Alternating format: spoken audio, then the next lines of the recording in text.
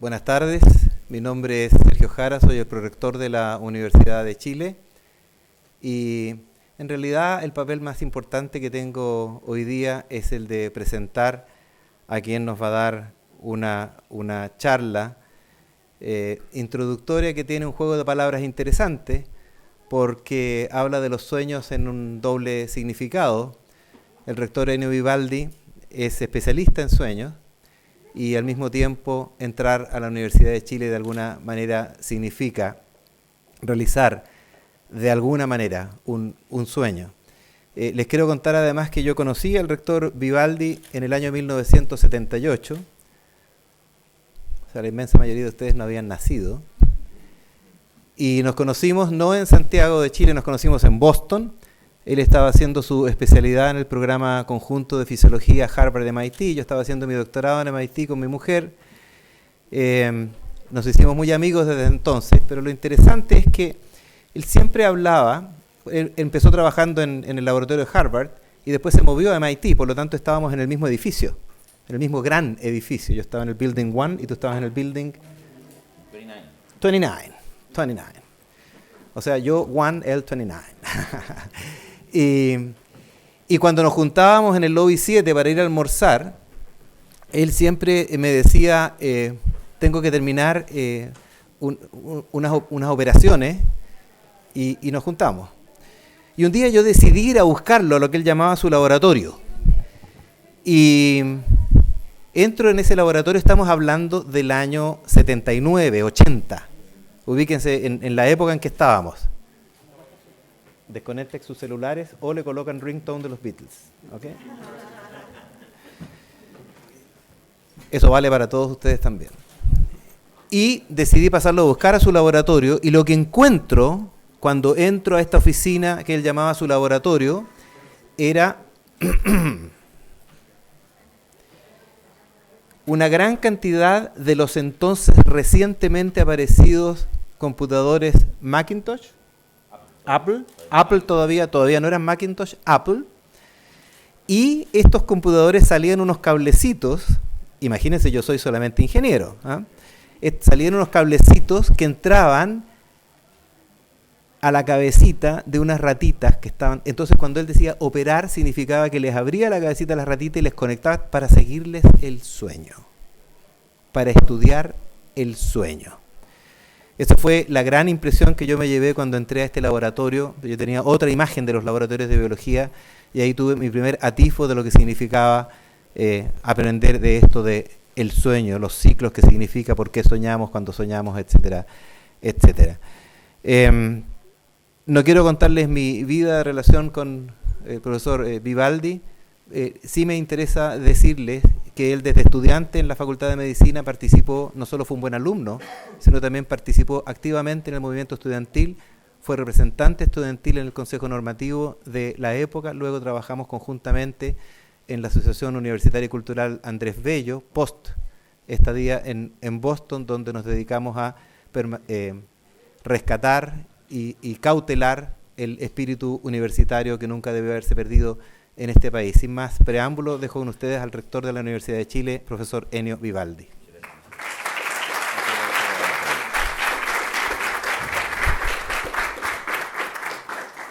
Hola, muchas gracias, bienvenidos, saludos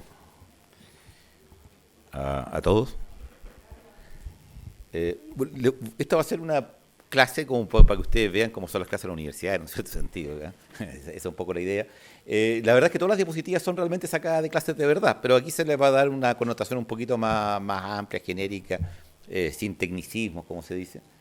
Y desde luego parto por mostrarle un verso precioso de Neruda en que se pregunta sobre el habitante precolombino y uno de los murales más lindos que yo he visto en el mundo. Realmente ese póster lo sacamos con lo que hicimos nosotros, el Congreso de Sueño Latinoamericano, y es un detalle del mural de la Casa del Arte de Concepción, y es de González Camarena, y son dos expresiones artísticas, la poesía y el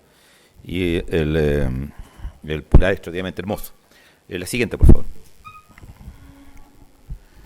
Bueno, a ver, un poco la idea es empezar por porque lo que yo voy a tratar, perdona, como primera cosa es Puccini decía que había dos tipos de música, ¿ya? La música entretenida y la música aburrida. Yo creo que eso es válido para todo en la vida, ¿ya? Y yo voy a tratar de ser lo más entretenido posible esta presentación y lo más abierta y accesible a todo el mundo, ¿ya? Y voy a tratar de plantearles cómo. Yo creo que una cosa muy importante que hacen las universidades y que deberían hacerlo en más ámbitos es como darle una idea de cómo ve la vida la gente que pertenece a una determinada disciplina. O sea, cómo mira al mundo un economista, cómo mira al mundo un ingeniero, cómo mira al mundo un estudioso de la literatura, cómo mira al mundo un periodista, etcétera. Y yo les voy a mostrar un poco cómo mira al mundo la gente que hace investigación en biomedicina o la investigación biológica. Y la gran pregunta siempre es el por qué, aún entendiendo de la partida que los porqués tienen dos acepciones distintas. Pero el por qué dormimos. Partamos por definir lo que es el sueño. Una descripción más que una definición. Es un estado de marcada disminución en la motilidad. Uno se mueve muy poco cuando está durmiendo. Y en la respuesta a estímulos, que es bastante patético, digamos. Uno podría estar ahí asaltándolo y no se da cuenta. Es reversible, lo cual es muy importante porque, a diferencia del coma o de la hibernación, uno fácilmente sale del sueño, excepto cuando es estudiante y son las 7 de la mañana, ¿ya?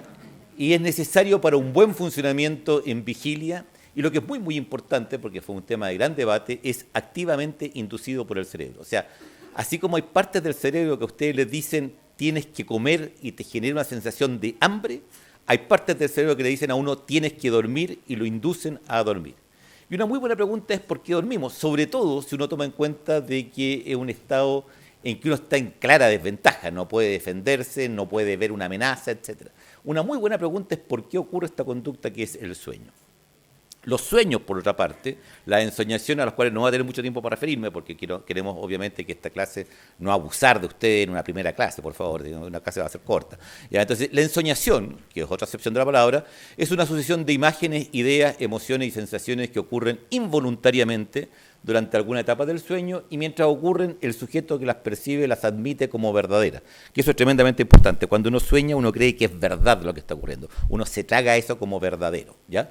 Y desde luego, una de mis citas favoritas, hay pocas cosas tienen más citas que el sueño, pero una de mis citas favoritas sobre el sueño es: los sueños, refiriendo a la ensoñación, los sueños son verdad solo mientras están ocurriendo. Pero ¿qué otra cosa podemos decir de la vida? Es bonita cita. La siguiente, por favor. Ahora, el primer concepto que tiene que ver con el sueño es un concepto que hay que dejarlo claro en la partida, y que es el concepto de estado. Y el concepto de estado implica que hay una configuración que tiene dos cosas importantes. Uno, no es una gradiente, sino que es un salto cualitativo de un estado a otro. Son cualitativamente distintos los estados. Para distinguir esto de lo gradual y el salto discreto, el mejor ejemplo que ustedes han escuchado de que tenían 7 años en las clases de ciencias naturales es el agua, que puede estar en un estado líquido, en un estado sólido, en un estado gaseoso, y hay una variable que es continua, que es la temperatura del agua. Pero de repente pasa de estar en un estado que es hielo, a otro estado que es agua líquida, a otro estado que es vapor, ¿ya? Por lo tanto, la idea es que no hay estado intermedio. Quizás la única excepción a esta regla es las situaciones que están ustedes cuando uno escucha una conferencia, que es una cosa que uno está en un estado intermedio, digamos, una clase entre el sueño y la vigilia. Pero fuera de eso, en general, uno está o despierto o durmiendo, ¿ya? Y lo segundo es que es globalizante, que abarca la totalidad de variables que uno pueda estar metido. Un muy buen ejemplo, una muy buena forma de mostrar lo que es el estado conductual, y es exactamente lo que le ocurre a ustedes todas las noches, es lo que ocurre, por ejemplo, si alguno de ustedes ha estado alguna vez haciendo deo, veraneando, lo que fuera, en Foz de Iguazú. Es bien bonito, porque cuando uno va por el camino, ya en la provincia argentina de Misiones, para un chileno eso es como ir en la provincia de Buenos Aires, eso es 100% argentino.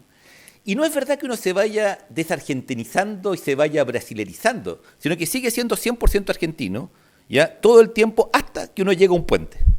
Uno llega al puente, cruza el puente y ahí, ¡pum!, todo cambia. Cambia el idioma, cambian los diarios, cambia la televisión, las estampillas de correo, todo cambia. Al punto, ya que, bueno, perdón, uno muy importante, quien es el mejor jugador de fútbol de la historia, digamos, también cambia todo, cambia cualquier variable relevante, cambia en ese momento que da el salto. Eso es exactamente lo que les pasa a ustedes toda la noche, en que ustedes están despiertos, están pensando, tienen problemas, están despiertos, ¡pum!, de repente el switch de un estado a otro. Y esos estados son los que ahí aparecen, el estado, es decir, hay que decirlo de partida, para quienes trabajamos en sueño, los estados no son dos, sueño y vigilia, no, los estados son tres, y los tres son tan distintos entre sí como cualquiera de los dos de sueño con la vigilia. Dentro del dormir hay dos estados que son el no REM y el REM. Y el no REM es el estado en que genéricamente descansamos, pero fundamentalmente cuando estamos en las partes profundas del no REM. El no REM tiene aspectos superficiales y aspectos profundos, es decir, parte superficial y parte profunda. Es en la parte profunda del no REM cuando nos recuperamos. El correlato entre la parte profunda del no REM y si nosotros nos sentimos restaurados al despertar es el correlato más importante. Y ustedes ven ahí que el electroencefalograma, cuando estamos en la etapa más profunda, es de gran amplitud y baja frecuencia, son ondas lentas, amplias. Y en REM, las ondas que ustedes ven en la primera fila de la tabla que tienen arriba a la derecha, son ondas de muy baja amplitud y muy alta frecuencia que revela que el cerebro, las células del cerebro está cada una descargando por su cuenta. Lo que ustedes ven arriba a la izquierda es cuando todas las células del cerebro están descargando al unísono, por lo tanto se ven ondas grandes. Acá cada una anda por su lado, que es lo que ocurre en la vigilia y lo que ocurre cuando soñamos. Eso es muy bonito. O sea, el electroencefalograma que ustedes ven en la fila superior, en la columna derecha, es indistinguible entre cuando estamos despiertos y cuando estamos soñando. Hay una gran activación del cerebro. En otras palabras, cuando estamos soñando, no estamos en un estado en el cual estemos descansando, sino que el cerebro está muy activo.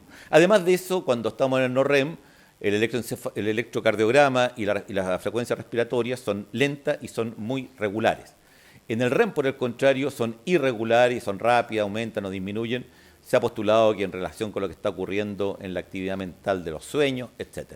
Los movimientos oculares aparecen salva de movimientos oculares en el REM, que le dan el nombre, y el tono muscular en el no REM disminuye, ¿ya? Y está atenuado, pero está presente, hay tono. En el REM hay una atonía muscular total. Y de eso uno toma conciencia notoriamente en una cosa que es totalmente normal, que no es ningún motivo de preocupación. La primera vez uno se muere de susto, cuando tiene 17, 18 años, digamos, pero le ocurre a todo el mundo, no tiene ninguna importancia, que es la parálisis del dormir, que es un estado intermedio. Ahí falla esto del estado global. Es una fase intermedia en que uno está dormido en REM, pero un poquito despierto, y uno pierde esa certeza de que es verdad lo que está ocurriendo. Se distancia de eso, ¿ya? Y dice, por eso se llama sueño lúcido, toma conciencia de su carácter de soñador. Y en ese momento uno trata de moverse y ve con desesperación que no puede moverse. Eso literalmente, ustedes lo pueden tomar en el sentido más literal de la palabra, es sentir en carne propia, nunca la expresión había sido más literal, es sentir en carne propia la atonía, la pérdida de tono muscular del sueño REM. Desaparece el tono muscular y ustedes lo notan ahí que pueden. Esto es motivo muchas veces de consulta, llegan las mamás con los jóvenes ahí porque el niño tiene tan de susto, etc. Yo suelo decirle, digamos, por lo menos si el niño es un adolescente mayor, que aprovechen a hacer una cita con el actor o artista o actriz favorita que tengan o algo por el estilo, porque nunca nadie se ha muerto de eso, digamos, y como uno está soñando, uno es un estado en el cual uno puede manejar el sueño un poquito, o sea, uno puede llevar el sueño para un lado o para otro, ¿ya? Entonces si en vez de angustiarse uno se queda tranquilo, puede no solamente soñar, sino que soñar a su pinta. La siguiente. Y solamente para mostrar, digamos, cómo a medida que uno... Esto es nada más que lo que me interesa, el N1, N2, N3, que es el sueño que les mostraba no REM, y para mostrarle que los de abajo es cuando el cerebro realmente está descansando, o sea, ahí se cumple la función restauradora del dormir. Y el resto es un poco ahí. Lo que quiero decir con esto, sobre todo, la única razón por qué les muestro esto, es porque no es lo mismo dormir que descansar, porque para descansar realmente uno tiene que estar en estas partes de sueño profundo, y uno perfectamente bien puede dormir y no está en esas partes de sueño profundo, que es exactamente lo que le ocurre a las personas que tienen enfermedades como, por ejemplo, notablemente la apnea del sueño, que es una cosa a la cual me referiré brevemente más adelante. Si uno no tiene esa etapa profunda al dormir, entonces no sueña. No cumple la función restauradora. La siguiente. Básicamente, ahora, el por qué dormimos, yo quiero enfatizar nada más que dos formas de entender el por qué, ¿ya? Si me permiten, si ustedes se encuentran en su liceo o colegio con un amigo el día sábado en la mañana y le preguntas ¿por qué estás aquí? ¿Ya? Esa pregunta literalmente puede ser también contestada porque tomé la micro 45 que me dejó en la esquina y me vine caminando y entré a la facultad. Si le contestaran esto, que obviamente no es el sentido que ustedes están haciendo la pregunta, la persona le está contestando el por qué, entendiendo que lo que ustedes quieren saber es el mecanismo que hace posible que algo ocurra. Obviamente en ese caso ustedes estaban preguntando en el propósito que persigue él al venir un sábado en la mañana, un asunto de los scouts, qué sé yo, ¿ya? Entonces, de alguna manera este por qué siempre tiene esta confusión entre qué es lo que hace posible que algo ocurra y cuál es el objetivo que tiene eso que está ocurriendo. En un caso podría ser el por qué pasa a ser el cómo y en el otro caso el por qué pasa a ser el para qué. Pero eso es tremendamente importante en biología porque el por qué visto así es el mecanismo, es decir, qué ocurre en nuestro cerebro que hace que se orqueste y tenga estas reglas de funcionamiento, por así decirlo, propias de la vigilia, estas otras reglas de funcionamiento propias del sueño no REM y una tercer conjunto de reglas de funcionamiento que es el sueño REM. Y eso apunta entonces, y hoy día de eso sabemos toneladas, digamos, los neurotransmisores involucrados, los puntos críticos del cerebro, ya en el cual esto actúa, etcétera, etcétera, etcétera. ¿Ya? De hecho, algunas de las cosas que nosotros hacíamos era poder microinyectar sustancias que imitaban neurotransmisores en áreas críticas del cerebro y uno podía orquestar el sueño REM a toda orquesta en todo el cerebro. ¿Ya? Sobre los mecanismos sabemos mucho, mucho. Y esto otro que les muestro a la derecha tiene que ver entonces con los puntos permitidos en un mapa tridimensional en el cual distintas variables no se dan al azar en cualquier parte, sino que tienden a covariar. Y eso significa que cuando uno está en vigilia, estas tres variables que se muestran, que no voy a entrar al detalle de eso porque no interesa, están en ese punto que está ahí en el extremo a la derecha, al fondo y arriba. ¿Ya? Y después pasamos al no REM, en que cambian estas tres variables y después pasamos al REM. Pero se forman estos clústeres. Esta es como la idea de clúster que implica la covarianza. En otras palabras, el estado comanda una forma de ser para todas las variables y por lo tanto, cuando uno mira las variables, las va a encontrar siempre coherentemente agrupadas en torno a una determinada, a un determinado clúster. La siguiente. Y aquí un ejemplo de cómo uno investiga el origen de las cosas en biología. Esto es una cosa muy de moda en los últimos 20, 25 años.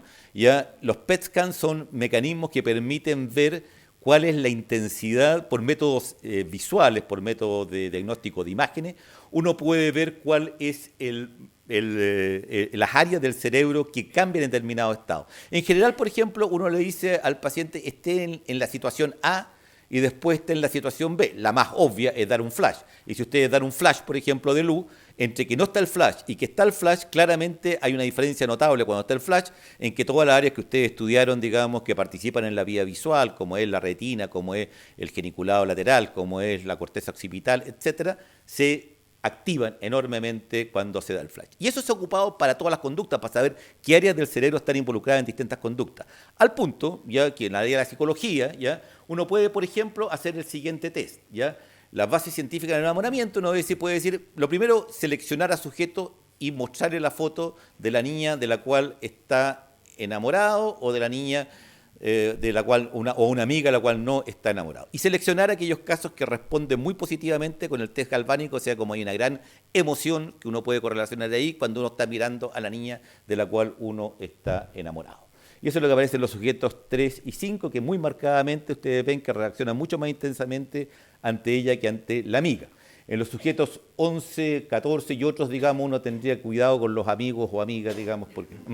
Pero en todo caso, uno selecciona casos especiales en los cuales hay un gran interés, por así decirlo, por la niña. Y uno ve entonces enseguida, al siguiente, sí, y uno puede ver, por ejemplo, qué áreas del cerebro se activan cuando uno está mirando la niña de la cual uno está enamorado, en contraposición a cuando uno está mirando una amiga de la cual uno no está enamorado, y eso le da una idea, el símbolo y un montón de otras cosas que tienen que ver precisamente con las emociones y que se activan en estos casos. Entonces es una cosa que se estudia mucho hoy día, y en medicina, por ejemplo, el dolor del duelo, el dolor moral del duelo, todas estas cosas, digamos, ya son instancias que se han estudiado, qué áreas del cerebro participan críticamente en ellas. La siguiente. Y desde luego eso es válido también para el sueño. Y en resumen, uno puede decir que cuando uno está soñando ocurre una activación de todo el cerebro, pero muy especialmente una activación del sistema límbico. Por eso que ya cuando los sueños son agradables, hay pocas cosas más terribles que despertar de un sueño agradable. Uno quisiera quedar ahí para siempre, digamos, ¿ya? Entonces ahí tiene el sistema límbico, está tremendamente activado durante los sueños, ¿ya? Y por otra parte, los lóbulos frontales son de las pocas áreas del cerebro que se inhiben cuando uno está soñando. Y eso es interesante porque de alguna manera puede ser el correlato neural de por qué pasan tantas cosas absurdas en los sueños que uno queda convencido, sin embargo, que esas cosas son válidas. ¿Por qué uno cuando está soñando no tiene esa lógica que le dice, no, pues esto que está pasando es imposible, es absurdo, ¿cómo va a ocurrir una cosa así? Uno no piensa en esos términos. Y en parte es porque las áreas que son el lóbulo frontal, que son las responsables de decirle a uno qué es lo lógico y qué no lo es, o sea, las áreas de la lógica, ya están notablemente atenuadas. La siguiente. La otra forma entonces de entender por qué dormimos tiene que ver con la función, que es la necesidad de dormir. Y ahí hay varias preguntas que siguen siendo hasta el día de hoy preguntas difíciles de contestar. ¿Por qué no es lo mismo permanecer 8 horas en una cama tendido sin hacer nada ni pensar en nada? ¿Por qué eso no es lo mismo que dormir? ¿Qué tiene el sueño, por lo tanto, que no tiene el simple reposo? ¿Qué no puede ser suficientemente cumplido durante la vigilia? Ahí hay mucha hipótesis hoy día, pero lo más probable es que una respuesta definitiva no tenemos. Tenemos muchas respuestas parciales válidas, pero una gran respuesta no la tenemos. ¿Por qué la privación de sueño es seguida de un rebote compensatorio? Sin duda, eso nos dice a todas luces que necesitamos dormir. O sea, si no dormimos una noche, a la noche siguiente vamos a dormir más de lo que hubiéramos dormido normalmente, lo cual significa que hemos contraído una deuda que estamos pagando. Y una muy buena pregunta es si van a dormir nuestros tataranietos, porque uno dice, bueno, si yo descubro qué es lo que sintetiza el cerebro cuando estoy durmiendo, o qué es aquello de lo cual el cerebro tiene que liberarse cuando estoy durmiendo, invento un método alternativo, artificial, de cumplir con esa función, entonces ya no voy a necesitar dormir. Pero lo más probable, como veremos después, que nuestros tataranietos sigan durmiendo, porque lo más probable es que el sueño cumpla funciones ineludibles en el área del aprendizaje y el depósito de memoria. La siguiente. Y aquí tienen en aprendizaje, por lo tanto, aquí tienen un experimento muy simple con un ratoncito. Uno lo coloca en una caja que tiene 3 objetos, si ustedes ven arriba a la izquierda ya, en la fase de adquisición, y lo vuelve a colocar en la caja 24 horas después. Lo que uno hace es cambia uno de los 3 objetos. Y esto es un truco muy hábil, porque a los ratones les interesan las cosas desconocidas, porque ahora ya las conocen, ya saben que no se comen o no atacan o sí o no importa, pero ya saben de qué se trata, mientras que las cosas nuevas les llaman mucho más la atención.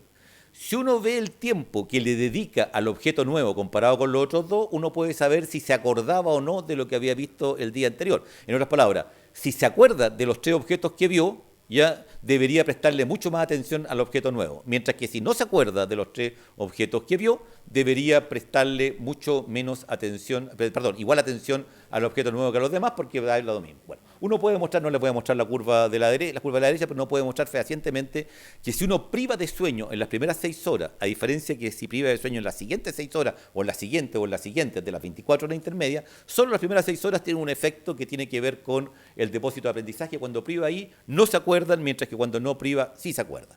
¿Ya? Y eso, de alguna manera, debería también cambiar hábitos, como eso de retar al alumno porque se queda dormido en clase debería ser válido solo en la segunda mitad de la clase, ¿ya? Porque, o sea, en la primera mitad de la clase, debo decir, porque la segunda mitad de la clase está depositando el conocimiento que escuchó en la primera mitad de la clase. La siguiente. Y lo mismo, digamos, en humano ustedes pueden ver el A y el B, ya uno le enseña una tarea motora, ya, y se la enseña, digamos, a una determinada hora, después, si permite dormir si duerme en la noche, ya uno puede ver que hay una notable mejoría gracias a que durmió cuando repite la prueba. Si uno hace la misma prueba y le permite dormir durante el día, la performance ya se nota al día siguiente, digamos, ya en el mismo lado. O sea, lo importante es que se le haya permitido dormir. Lo mismo en forma más alambicada aparece en el TIE, pero créanme que esto lo que muestra es que cuando uno deja dormir entre medio, se refuerza la conducta aprendida, y si no deja dormir entre medio, no se refuerza la conducta aprendida. En el caso del E es patético, digamos, porque ustedes pueden ver que el individuo, digamos, al día siguiente ya comienza a ser infinitamente mejor y sigue mejorando noche tras noche. Estas son cosas medio misteriosas, ya por qué sigue mejorando varias noches. Pero hay una experiencia mucho más habitual para muchos de ustedes, y es que si ustedes han pasado toda una noche estudiando a última hora, cosa que no deben hacer, se lo digo al momento que ingresan a la universidad, ya no dejen para última hora el estudio, estudien regularmente todos los días. ¿Sí? Muy bien. Pero si ustedes, sin embargo, llegan ya y están toda la noche estudiando y van a dar su prueba el día siguiente, lo más probable es que cuando están dando la prueba todavía se acuerdan de lo que estudiaron. Después no se van a acordar nunca más.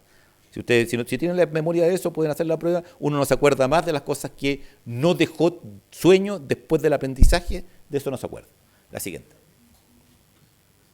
Bueno, y en resumen, ¿cómo funciona la evolución? Ya los hijos se parecen, funciona así. Esto es súper interesante resumir. Los hijos se parecen más a sus padres que a los otros individuos, espontáneamente se producen variaciones, algunas variantes tienen mayor aptitud biológica que otras y las variantes con mayor aptitud biológica tienen más posibilidades de sobrevivir y reproducirse y vuelve al punto 1. Y eso hace entonces que se vayan naturalmente seleccionando ya aquellos individuos que están mejor adaptados al ambiente. Varias cosas digo aquí. Uno, Darwin obtuvo las notas más importantes, las observaciones más importantes para su teoría de la evolución. Darwin la hizo en Chile, donde estuvo por 3 años en el viaje del Beagle. Otro dato, la evolución nunca habla de mejores, no tiene ningún sentido para la evolución, la palabra mejor no existe. Lo que hay es adaptado o no adaptado, mejor o peor adaptado al medio ambiente.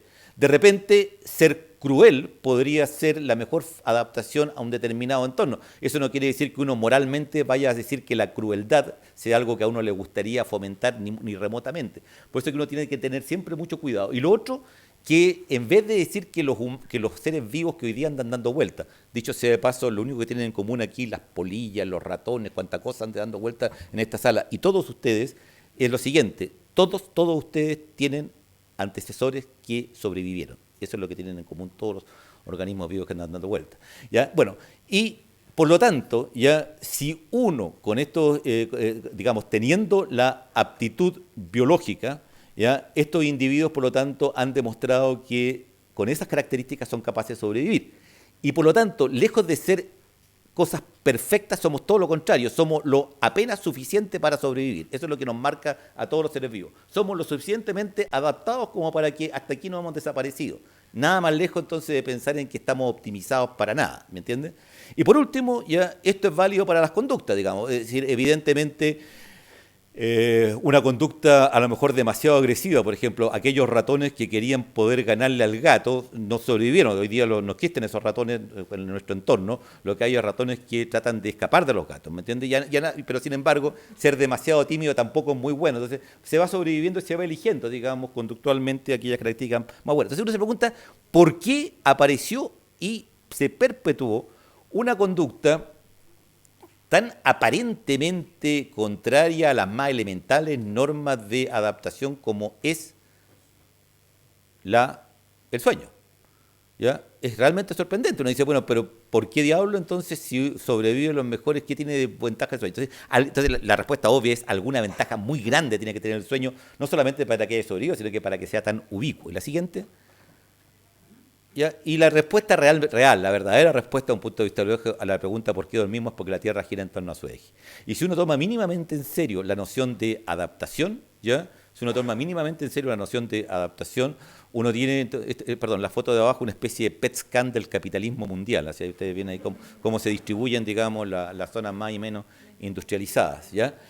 Pero si uno dice ya, ¿qué característica más importante para los organismos que la temperatura, la luz, todas las cosas relevantes tienen un cambio drástico, literalmente como del día a la noche?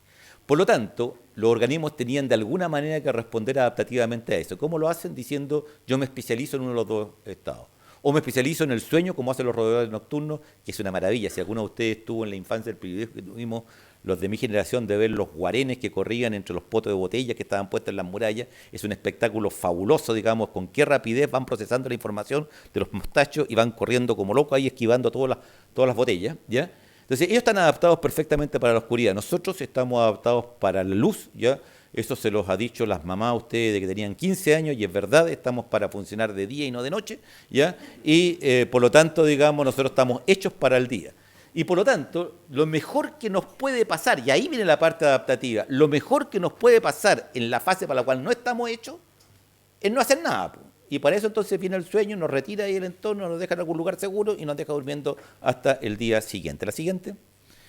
Y eso marca una cosa tremendamente importante que es el orden temporal interno y que no da lo mismo la hora en que uno hace ninguna cosa. ¿Me entiendes? Hay horas para una cosa y horas para otra y sobre todo hay una armonía. Cuando uno hace turnos laborales, uno rompe esta armonía. Cuando uno tiene el jet lag, rompe esta armonía. Porque esa armonía de que todas las cosas ocurren a ciertas horas, como ven en la figura superior izquierda, uno se queda dormido ahí una determinada hora, despierta 8 horas después, pero entre medio también la temperatura, la hormona de crecimiento, el cortisol, todo ello ya van teniendo distintos cambios. ¿Ya? Ustedes ven aquí la curva de cortisol, ya comienza a subir mucho antes que uno despierte, Cuando uno despierta, en el momento en que uno despierta, el cortisol está en plena alza y eso a uno le da esa estúpida idea de que va a ser un gran día, pletórico de entusiasmo y va con todo a trabajar, ¿me entiende? Y después ustedes ven en la tarde, digamos, como uno vuelve a la casa, digamos, cuestión también de mirarle la cara a los demás, ¿ya? Pero eso es tremendamente importante porque lo que ocurre con el jet lag, y esto es casi poético, ¿ya?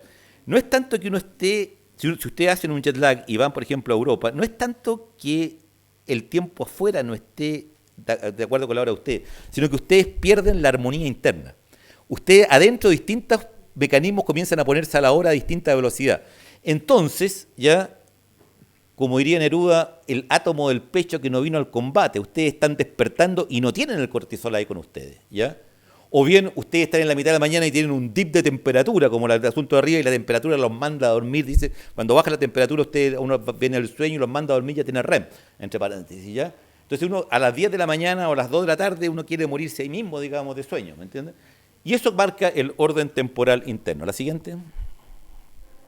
Bueno.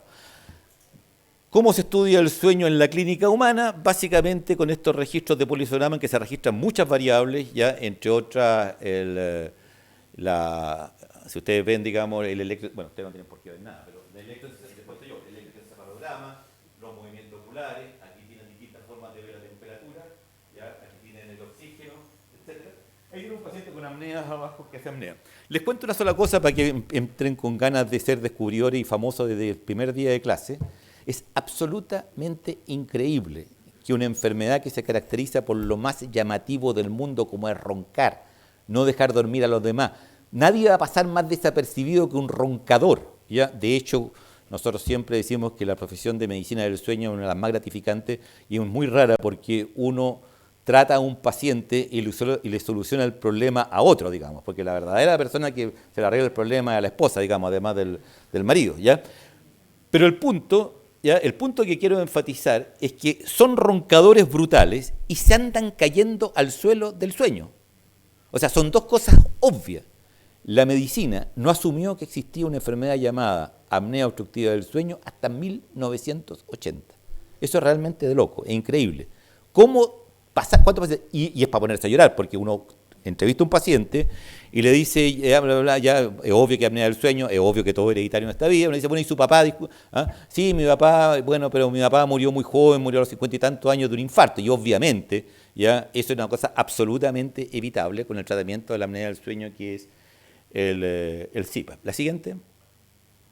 Esto tiene que ver con nuestro trabajo, digamos, nuestro trabajo más reciente en el laboratorio, que está orientado a humanos, y que básicamente la curva de más abajo muestra una forma alternativa de ver apneas, porque la apnea es una enfermedad, o sea, si uno tiene apnea del sueño, a lo mejor para cualquier cosa que uno tenga, lo que voy a decir es válido, pero si uno tiene en Chile apnea del sueño, mejor que sea rico, digamos, porque si no es rico le va a ir muy mal, porque tiene que comprarse un CPAP y tiene que hacerse un examen que si no tiene ISAPRE prácticamente no tiene cobertura. Entonces, una de las cosas que nosotros hemos trabajado mucho es un examen que automatice ya la pesquisa de los trastornos del sueño y especialmente de la apnea, de la apnea del sueño. Y eso es lo que muestra la línea de más abajo, que ustedes ven tan cerca de esa línea roja, que comienza a subir un poquito cuando la respiración se hace un poco mala antes que aparezca la apnea, y cuando comienzan a aparecer la hipopnea en amarillo y la apnea en rojo, la línea comienza a mostrar eso. Y eso es lo que nosotros proponemos como una nueva forma de abordar esto. La siguiente. Y que se expresa acá en otra cosa que proponemos, que es una forma de no ver página a página, como les mostré ante el polisonograma, sino que ver de un zócate, con esa imagen que ustedes tienen ahí en azul y rojo, ya el conjunto de la noche, y ustedes pueden ver, les digo de inmediato, cuando hay rojo abajo, significa que hay ondas lentas, porque lo que tienen en el eje de las ordenadas, ya las ordenadas no son las niñas que guardan todos los útiles al final de la clase, sino que las ordenadas son el eje de la Y, como le dicen también, ¿ya? Y la abscisa el eje de las X, ¿ya? Y bueno, como ustedes pueden ver ahí, digamos, pueden ver la marca que deja cuando hay un sueño profundo y ese manchón oscuro en el eje de alrededor de las 15 Hz les marca el REM y automáticamente el sistema les dice en qué estado está. Si ustedes siguen la línea de arriba, la franja ancha implica REM y las distintas franjas hacia abajo, líneas hacia abajo, perdón, implican profundidad de sueño. Si ustedes quieren ver la parte de arriba, pueden ver lo que el sistema automáticamente está diagnosticando como estado. Entonces, esto es una propuesta que hace un diagnóstico automático y visualiza una noche entera en un solo gráfico, y en la parte de abajo, en la parte donde dice RDB, ya en la parte de abajo ustedes tienen ya cómo va a lo largo de la noche cambiando eventualmente este indicador de apnea. Ustedes ven arriba que el indicador se mantiene bastante bien por debajo de la línea puntillada roja. ¿Ya? Hay todo un método aquí. Este es un método de coeficiente de variación de la envolvente, si le interesa a alguien alguna vez averiguar. Y a la derecha tienen una curva de frecuencia de cómo anduvo en cada época en este segundo el coeficiente de variación de la envolvente. Y eso ustedes pueden ver que en ese caso, el caso de arriba, están todos por debajo de 1. ¿Ya? En el caso de abajo están todos centrados en torno a 1. ¿Ya? Porque un caso que ya presenta un cierto grado de patología, que no es apneas propiamente tales, pero sí lo que se llama síndrome de resistencia aumentada en vía aérea superior. Entonces ustedes pueden ver que ahí tienen otra densidad. La siguiente. Y en el contexto entonces, del de arriba, ustedes tienen un caso de apnea franca. Ustedes vean ahí. ¿Sabes qué más? Si me permites un segundo, aquí se puede.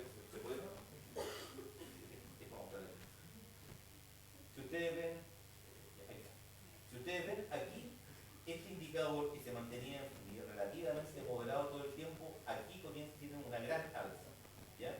Y eso es porque este es un caso, como los hay, que es estado dependiente, la palabra tiene apnea solamente cuando está en REM. Entonces ustedes ven aquí que cae a REM, aquí pasa a REM, ahí pasa a REM, ahí se ve que pasa a REM, ¿ya? Y comienza a tener apnea como loco cuando está en REM. Y eso hace entonces que esta sea una curva con un hombro largo a derecha, ¿ya? Y que tiene entonces ahí los indicadores de aquellas áreas en las cuales estuvo en REM y tuvo muy alto el RDB. Y aquí tienen un paciente ya mucho más dramático en el cual está continuamente con apnea todo el tiempo, ¿ya? Y ustedes ven que aquí prácticamente todo el tiempo, como lo muestra este resumen, está, no importa en qué estado esté, ya está siempre en apnea. La siguiente. Entonces, eso es ahora, este trabajo, FONIS, FONDECIT, etcétera, les puedo dar los datos de referencia, digamos. Es la investigación que uno hace en la Universidad de Chile también, digamos. Poco es el objetivo que tenía mostrarle esto. Entonces, el enfoque convencional habla de un análisis de respiración detectando y contando eventos, lo cual toma mucho tiempo y es hora médica muy cara, porque una hora muy especializada, digamos, y realmente hacer un polisomnograma hoy día en el sector privado debe costar, si no fuera por la ISAPRE, 700.000 pesos y la cobertura de dejarlo en menos de 100. Pero ese es el precio de mercado, como se dice, de un polisonograma. Y el himnograma se genera con una persona que tiene que el médico tapifica uno a uno todas las páginas, que suelen ser como 1000 páginas, ya en época de 30 segundos. Y el método que nosotros proponemos permite entonces que automáticamente se hace obviando el concepto de evento, sino que esta función matemática que en función de si está más arriba significa que está alterada la respiración y si está más abajo que la respiración está normal. Y el himnograma se genera en un espectrograma apropiadamente condicionado y ecualizado, de tal manera que los que son 1000 páginas a revisar pasa a ser una página. La siguiente. Bueno, para ir terminando, sueño y sociedad, algunas cosas implicancias que tiene estudiar sueño, y eso es importante que todo el mundo que hace ciencia, ya Jorge Baúl y muchos otros son grandes promotores de esto y con mucha razón la gente que hace ciencia se debe sentir obligada a hablar qué implicancias tiene para la sociedad. Algunos ejemplos, sueño y conducción de automóviles. Esto les voy a poner un ejemplo que es bien dramático, y por favor tómenlo muy en serio. Si ustedes están en una fiesta, ¿ya? Y alguien les cuenta el siguiente cuento. Yo estaba con mi familia en La Serena, ¿ya? Y me tomé, apropiadamente por ser La Serena, media botella de pisco o una botella de pisco. Y me vine manejando de La Serena a Santiago. Ustedes inmediatamente piensan, este es un imbécil irresponsable, ya no sé cómo anda suelto, ¿no es cierto? Pero si una persona les cuenta, mira, ocurre que no había dormido en 2 noches y me tuve que venir manejando desde La Serena a Santiago, ustedes tienden a pensar que este tipo es una suerte de héroe que es capaz de dominarse a sí mismo y tiene una tremenda histamina y que es un caso aplaudible. No quiero insultar a nadie, pero en mi opinión, ya cualquier cosa que hayan dicho del primero es igual o 2 veces más válida para el segundo. Obviamente, si uno maneja sin no haber dormido, está exponiendo a su familia igual que si alguien manejara en estado de ebriedad. Sueño y cafeína, piensen todo lo que se consume hoy día en bloquear la adenosina por no haber dormido. Ustedes están bloqueando los mecanismos ya que inducen sueño ya y para ello, por lo tanto, tienen que estar tomando café todo el día o estas cosas que toman de cafeína de otra forma. Sueño y rendimiento escolar. Los horarios son para el horario de los adultos, para que los pasen a buscar camino cuando van al trabajo, etcétera, y es un crimen lo que hacen con los pobres niños, de levantarlos a esa hora cuando ellos necesitan mucho más sueño, hasta por lo menos hasta los 6 años es notorio la cantidad mayor de sueño que necesitan. El trabajo en turno, lo que implica para la salud, las consecuencias que tiene trabajar en turno, los errores que se cometen, el peligro de las vidas, el cambio en la productividad, si lo quieren ver desde el punto de vista de la empresa. Sueño y calidad de vida, el no asumir su necesidad y relegarlo. O sea, en otras palabras, uno está permanentemente sacándole tiempo al sueño para tener otra pega, para las razones que fuera. La sociedad valora, por lo tanto, la capacidad de mantenerse durmiendo, venciendo al sueño, y tiende a burlarse de quien se duerme mucho o quien se queda dormido. Eso yo nunca he sabido de ningún asidero para eso. Y el sueño originalmente puede entenderse como una inactividad adaptativa, pero sus rasgos más notables son la pérdida de control conductual y la pérdida de conciencia. La siguiente. Y de hecho, digamos que ustedes pueden ver arriba de que si uno tiene una persona que la deja estar 8 horas en cama, o solamente 6 horas en cama, o solamente 4 horas en cama, que son las 3 gráficos que hay, la persona que la dejan 4 y 6 horas en cama, rápidamente al cabo de 7 días que están con un máximo de dormir de eso, comienza a tener una disminución, que es lo que marca el eje de las I, en la performance cada vez más notorio, de tal manera que al cabo de 7 días es equivalente a que no hubiera dormido en toda la noche, ¿ya? Que es lo que por lo demás hacen la mayoría de los estudiantes cuando están estudiando para exámenes, etcétera. Y abajo a la izquierda pueden ver en ese gráfico, que es bien patético, una comparación entre la somnolencia que causa el etanol y la somnolencia que causa la falta de sueño. Y la falta de sueño expresada en con qué facilidad uno se queda dormido, cuánto tiempo se demora en quedarse dormido, si le dan la oportunidad, que es lo que está marcando ahí, ya tiene una curva dosis-respuesta mucho más marcada que el etanol. Si tuviéramos, como tenemos el alcotest, tuviéramos un somnotest, estaríamos sacando la circulación probablemente a mucha más gente. Para no hablar de todos los accidentes, la siguiente, que ocurren porque hay un tema subjetivo, que la gente no se da cuenta que tiene sueño, y cuando el capataz o quien sea en el turbús le dice, bueno, y estáis en condiciones de ir a Chillán, estoy como tú, dice, no está ni siquiera mintiendo, porque el sueño es una cosa que depende de múltiples factores, que es fluctuante, y que por lo demás uno se autoengaña muy fácilmente con eso.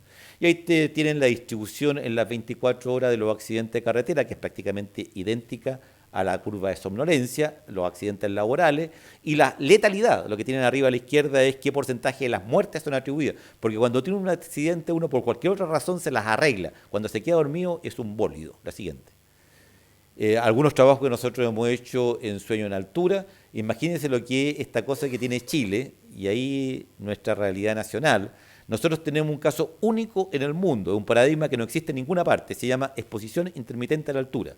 Sabemos muchísimo del punto de vista biomédico lo que ocurre con las personas que siempre viven en la altura, las adaptaciones crónicas que hacen. Y sabemos mucho de las cosas que pueden ser hasta muy peligrosas, que le ocurren a las personas que siempre viven a nivel del mar y que de repente por turismo, lo que sea, van a la altura. Pero esto es único en el mundo, que una persona esté 10 días a nivel del mar y 10 días en la alta montaña, que es lo que hacen todos los trabajadores del cobre en Chile, eso prácticamente es desconocido. Aquí tiene un estudio sobre los impactos que tiene en el sueño que no lo voy a enumerar, pero les quiero hacer notar cómo un país que vive del cobre, o sea, ustedes imagínense, por ejemplo, que vaya una empresa japonesa a Alemania y comience a trabajar con trabajadores alemanes, digamos, sin que nadie tenga idea de las consecuencias para la salud que tiene para esos trabajadores, las condiciones de trabajo en la empresa, y que el país no hace nada, porque en la práctica Chile no ha hecho nada para obligar a que se estudien las consecuencias que tiene sobre los trabajadores este paradigma de exposición intermitente a la altura. La siguiente. La verdad es que recientemente está comenzando a hacer algo. Y por lo tanto, para terminar, esto en nuestra empresa contamos con la tecnología más avanzada, pero nuestra capital más preciada son las personas, nuestros empleados, que es un cliché que se dice siempre a fin de año, ¿ya? En las fiestas de la oficina, ¿ya? Entonces, a eso uno tendría que responderle, ojalá se tratara a las personas como se trata a las máquinas. Porque a todas las máquinas se les respeta sus especificaciones de fábrica. Nadie se le ocurría colocar un motor trifásico en una salida bifásica, etc. El ser humano tiene también especificaciones de fábrica que están dadas por su genética, y el respeto a las personas bien puede empezar por respetar su biología. Dos reflexiones sobre el otro aspecto de los sueños, la siguiente. ¿Ya? La otra acepción es, según el diccionario de la Real Academia, dice el mayor anhelo de alguien. Esa es la otra definición que tiene el sueño.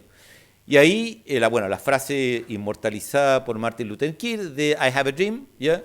Y da varias instancias de lo que significa para él el sueño que tiene, y una de ellas es I have a dream that my 4 children will one day live in a nation where they will not be judged by the color of their skin, but by the content of their character, ¿ya? Que es una cosa que cualquier persona en el mundo mínimamente sensata, diría yo, ¿ya? Afirma, y es que la única variable por la cual uno puede o debe juzgar a un ser humano es por sus valores morales. ¿Es una persona moralmente adecuada o no? Cualquiera de las variables que habitualmente se usan para prejuzgar, ya para burlar o para lo que fuere a otros seres humanos, digamos, es absolutamente inaceptable. Uno solamente debe juzgar a los seres humanos por la variable de su conducta y su comportamiento y sus valores éticos. Eso se expresa en algunas de las cosas más importantes de nuestra universidad, como son su afán de inclusividad, el considerar que su diversidad es algo que la enriquece infinitamente, su ausencia de prejuicio y un compromiso activo con esta actitud que se traduce en que esta universidad siempre ha querido formar líderes, o sea, formar agentes de cambio. Nosotros no queremos solamente formar un médico que llegado a un lugar va a ir a instalar una consulta en conforme a cómo sean las cosas. Queremos, por ejemplo, que llegue a un pueblo chico y sea capaz de organizar una comunidad y que tenga una salud y una vida mejor de la que tenía antes que él llegara, o sea, que sea un agente de progreso y de cambio. Y eso implica entonces tener esa mentalidad y esa actitud. La siguiente. La Universidad de Chile, esta es una imagen del profesor Sergio Jara aquí presente, ya es una conjunción de excelencia y compromiso, pero solo tiene sentido como la conjunción de ambos atributos. Si bien es factible la excelencia sin compromiso social, uno puede ser realmente interesado solamente en su quehacer académico e importarle poco las implicancias que tenga con la situación que vive la sociedad, y eso es factible, es posible que ocurra. Al revés sí que no es posible, porque si uno realmente está interesado en los niños de Chile y es pediatra, mejor que sepa pediatría, o sea, uno no puede tener, digamos, una vocación de compromiso y no ser excelente. Y eso es lo que esta universidad ha buscado y ha perseguido siempre. De hecho, el rol de la Universidad de Chile en el desarrollo del país es quizás la parte más importante del patrimonio ideológico y político del conjunto de la sociedad chilena. La siguiente. Nosotros hablamos mucho de nuestro gran héroe, sin duda, Andrés Bello, pero otro héroe que no es menor en absoluto, es Domeyko, ¿ya? Porque Domeyko es un individuo que se forma es un ingeniero formado en la Escuela de Minas de París. Y cuando él llega a Chile, poco después de la formación de la Universidad de Chile, cuando él llega a Chile, poco antes llega, digamos, pero después va a trabajar para la Universidad de Chile, ¿ya? Él tiene muy claro, cuando llega a Chile, dice, bueno, este es un país que está totalmente sin desarrollarse. Y la única forma que un país puede desarrollarse es teniendo un cerebro que lo oriente y que lo guíe. Y Domeyko es el tipo más importante para darle el sello y la impronta a la Universidad de Chile de sentirse responsable de construir el país. La Universidad de Chile es construida como una torre de construcción para hacer un edificio que se va a llamar República de Chile. Eso es válido en el aspecto jurídico, en la educación, en las tecnologías, en la salud, etc. ¿Ya?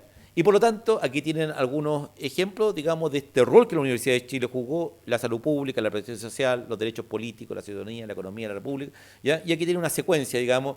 Piensen ustedes que es la Universidad de Chile la primera que promueve el seguro obrero. Piensen que el impacto que tiene eso es disminuir por más de 100 veces en 12 años lo que era la mortalidad materno-infantil en Chile, y eso es un logro de la Universidad de Chile, como antes lo había sido erradicar la malaria y muchos otros.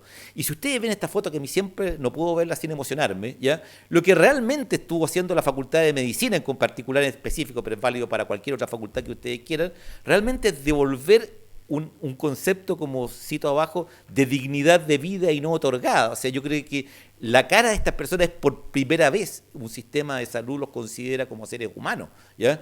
Y ese componente que tiene la universidad en la historia social del país es inconmensurable. Esta foto aquí de la derecha corresponde más o menos a la época por lo menos de mi niñez, en que uno veía muy abundantemente todas estas poblaciones, lo cual va a marcar muy fuertemente ya la forma de ver el mundo que tiene esa generación.